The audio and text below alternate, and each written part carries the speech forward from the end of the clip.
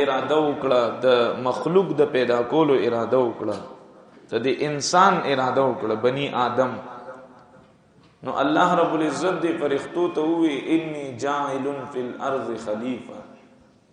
چې زه یو خپل نائب جوړوم یو خلیفہ جوړوم خپل په دنیا کې پیدا کوم نو فرښتو ورته وی الله تو داسې یو مخلوق پیدا کې چې کم به فساد کوي او ويسفك الدماء او خون بها بکئی ویني بتوي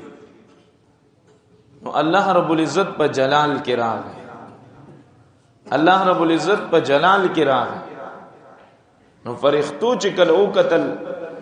چې زمون په دې خبره باندې الله په جلال کې راغی نو اغید الله عرش اونیو او د الله د عرش سره د الله نه پناه واغستا او بیا و طواف وکړو و چکر وکړي د الله د عرش نه و پیری توشو دا ټولي فرښتې چې کله دی و چکر وکړي د الله د عرش نه توشو نو بیا الله پاک دی ټولو ته معافي وکړه چې تاسو زه په دې خبره باندې معاف کوم خو اوس به یو کار کوي او هغه کار څه دی الله ورته وي پس مکه باندې به زما د پاره یو بیت جوړوي بیت ست وي کور ته بیت الله ته مونږ دا بیت الله ولي وایو چې دا د الله کور فرښتو ته وي چې تاسو به زما د پاره پس مکه باندې یو بیت جوړوي جمعات به جوړوي یو کور به جوړ او څنګه چې تاسو زما د عرش نه و طواف و چکر وکړي او ما تاسو معاف کړي نو داسې چې کله انی جاعل فی الارض خلیفہ چې کله ز بندگان پیدا کم دا مخلوق پیدا کم خپل خلیفہ پیدا کم د دین به گناهونه کیږي بنی آدم د انسانانو نه به گناهونه کیږي نو لہذا چې څنګه تاسو زما د عرش و چکرې ولګولې او ما تاسو معاف کړي نو داسې به بنی آدم زما د کورنا چې هغه ته بیت الله ویل کیږي د هغه نه به وچ کرے لګئی او زه به هغه معاف کوم ډېر خوش قسمت دي هغه خلک چې کمزیو د الله د کور نه چکرې لګئی د بیت الله نه تاوی او الله سونه مهربان دی زما عزیزانو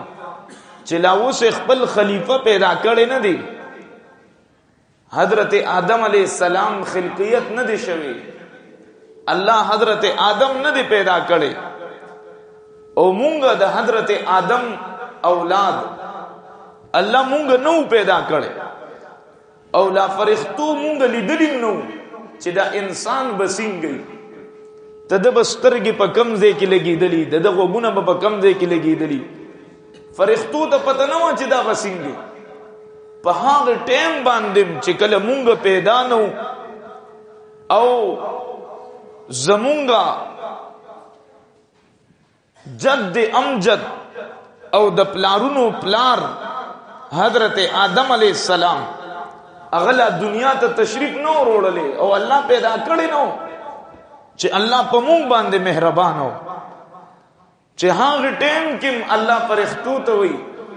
چې لا ما هغه پیدا کړی نه دی وسه پیدا کوم خو هغه باندې زه دونه مهربان یم چې څنګه مې تاسو معاف کړي په چکر سره نو داسې بزم هغه معاف کوم زما عزیزانو الله په مونږ باندې دونه مهربان نو داسې د بیت الله آغاز شو فرښتو د دې تعمیر وکړو خانه کعبه الله کور او بیا یو سلسله ده حضرت آدم علیہ السلام چې کله دنیا ته تشریف وروړو نو دلتا بیا چې کله پر والی کیږي فرښتې د الله په حکم سره خپل پرونه وای او هغه پرونو سره د بیت الله هغه زوړ تعمیر چې کم فرښتو کړو هغه ظاهر شي او بیا دا غینا بعد حضرت آدم علیہ السلام د بیت الله تعمیر کړي. بیا دا یو سلسله ده چې حضرت سلیمان علیہ السلام، حضرت داود علیہ السلام، او بیا زمونږ حضرت ابراہیم علیہ السلام، حضرت اسماعیل علیہ السلام، خواږه پیغمبران بیا د بیت الله تعمیر کړي. زما عزیزانو په زمکه د دنیا اولنی د الله کور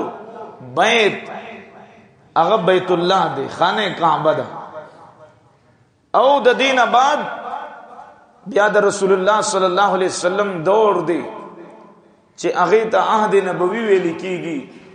صلی الله علیه وسلم. پیغمبر صلی الله علیه وسلم بیت الله نه روان دي، د هجرت په مبارک سفر باندې مدینه ته روان دي. هجرت کوي، پلار کې یو قبیله راځي، قبیله بنو عمر. دا یو قبیله دا پیغمبر صلی الله علیه وسلم التا آرام کوي، اساریږي، او هغه قبیله والے د حضور صلی الله علیه وسلم ډیر خدمت کوي. بیا هغه قبیله والا حضور صلی الله علیه وسلم ته وی چې اے د الله رسوله چې دلته جمعه جوړ شي نو سونه بخی. اوس د دې وخت پورې د رسول الله صلی الله علیه وسلم په دور کې پزماکه باندې د جمعات نقشه موجود نه و. اولنی جمعات چې هغه له نقشه ور کړی کېږي